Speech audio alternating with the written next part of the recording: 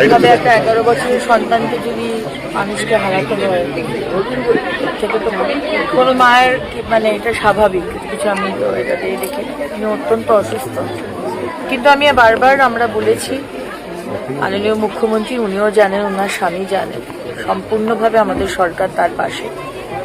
এবং আপনাদের কথা দিচ্ছি, সারা বাংলার মানুষকে কথা দিচ্ছি, শুধু এই ঘটনা নয়, যা যা ঘটনা যদি ঘটে মহিলার উপর অত্যাচার, ইনক্লুডিং এই ঘটনাটা, দৃষ্টান্তমূলক শাস্তি হবে।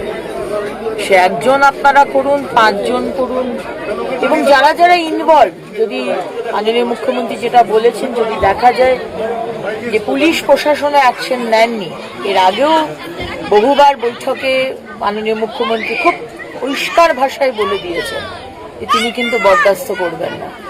তো তদন্তে যদি কারুর নাম উঠে আসে যে তারা কোঅপারেট করেনি, God help you, God help you, এটাই বলতে পারি।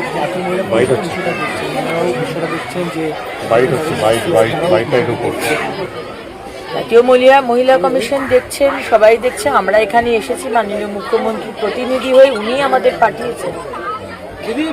কারণ আজকে